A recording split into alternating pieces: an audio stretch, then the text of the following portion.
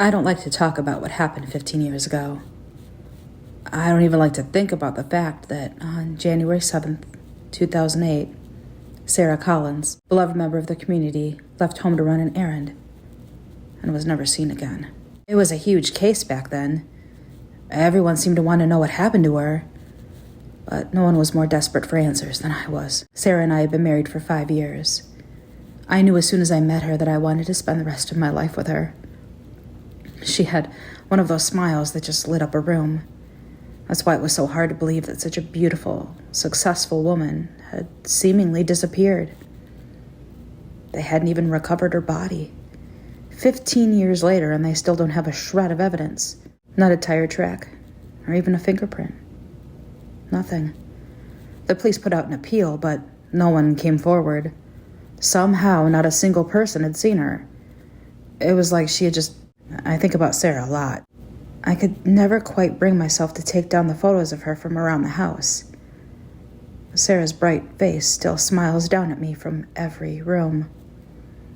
There's one photo of her from our wedding. Looking at it is like looking straight at her. It captured her perfectly.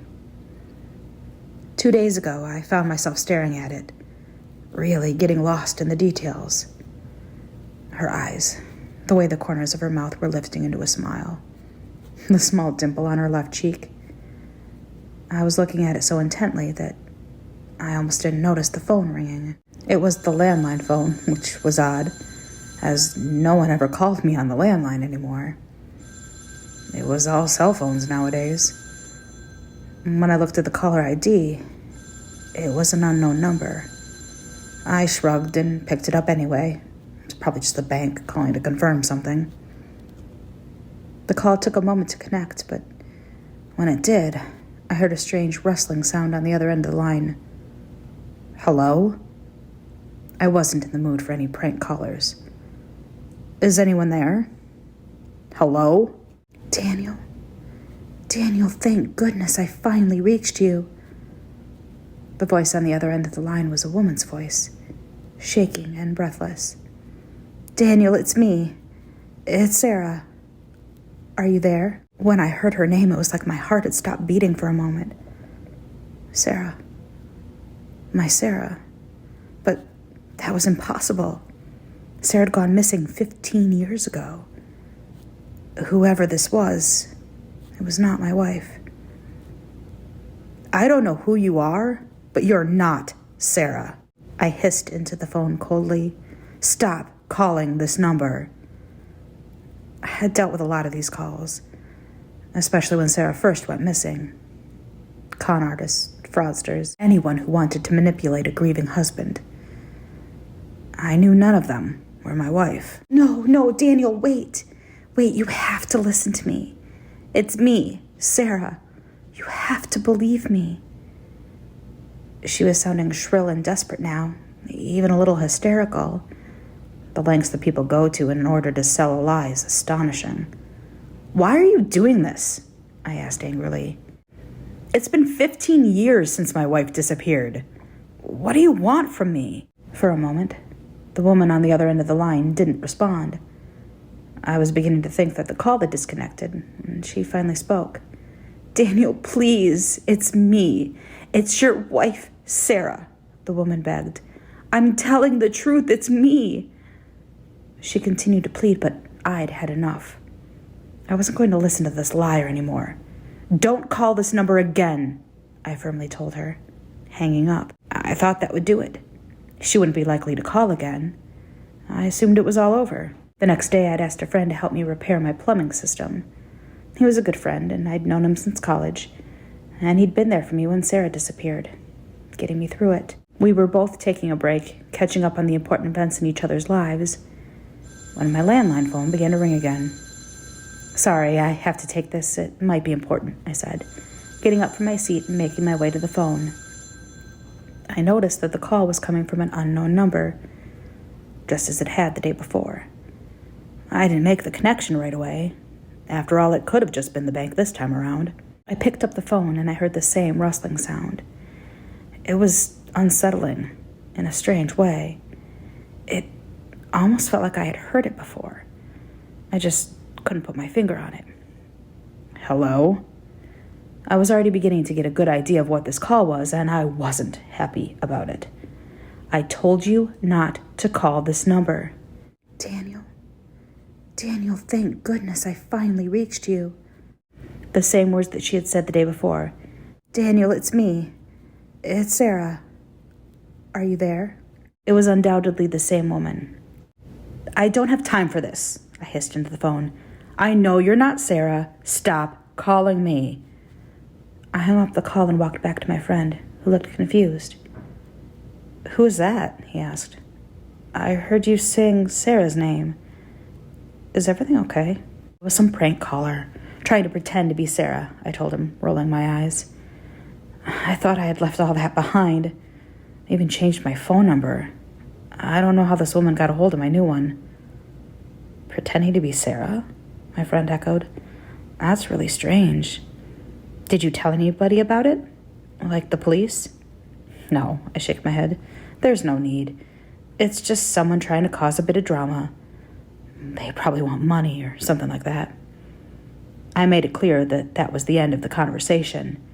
I didn't want to continue talking about it, bringing up harmful reminders of the past.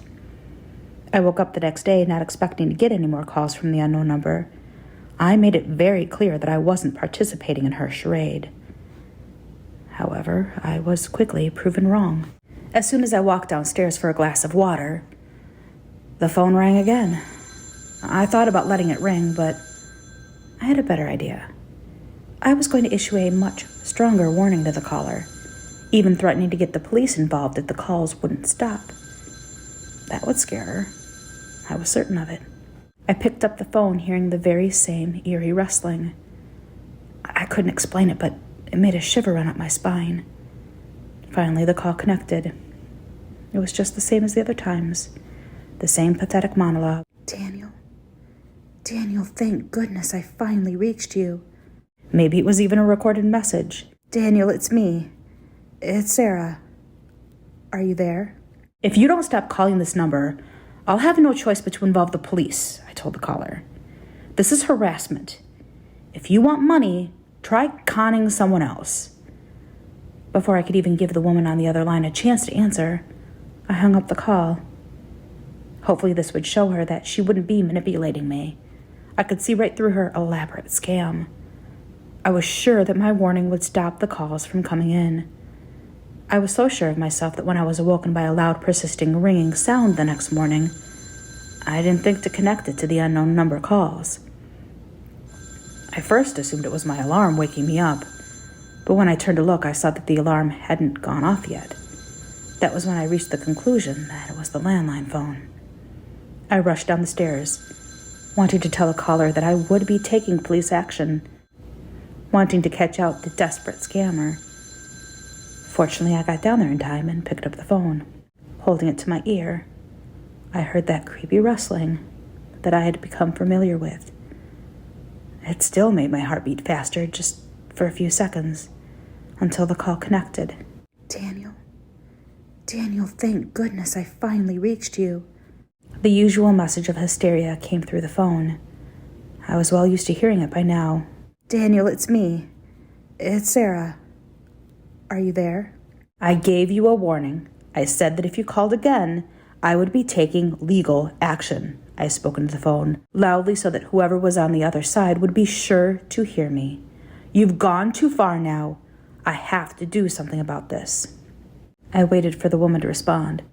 Daniel? No, it's me. I'm not lying to you. I would never lie to you, Daniel. It's me, Sarah, your wife. It's me. I can't stand the high-pitched whine of her voice. You're not Sarah, I told her bitterly. I know you're not Sarah.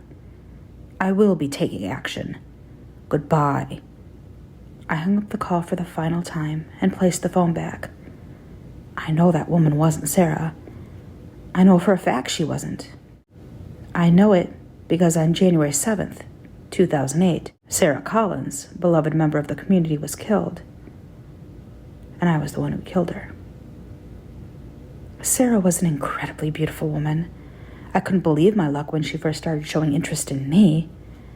I didn't exactly have a lot of experience with talking to women, and I was ecstatic that someone like Sarah had chosen someone like me. I loved her for every single second of our marriage. I loved her even when I found out that she was cheating on me. I had accidentally stumbled across a string of romantic messages between Sarah and one of her coworkers. She was planning to leave me for him. Sarah. My Sarah was planning to leave me for him? I couldn't have that. She was so beautiful, so bright, so full of life. I couldn't lose her. I just couldn't lose her. So I killed her. I didn't have to think about it for long. It was the only way that she would be mine. Only mine. Forever.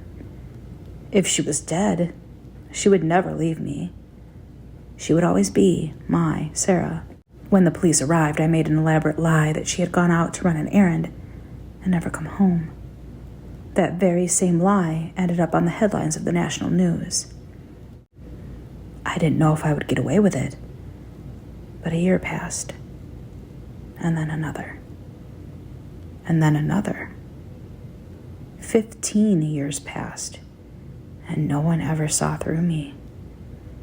I was about to walk back upstairs when I heard a small tapping on the window. That was the sound of the window opening. And that's when I heard it. Rustling. Right here in my own house. Rustling that paralyzed me with fear and sent my mind into a state of panic. Then I heard her.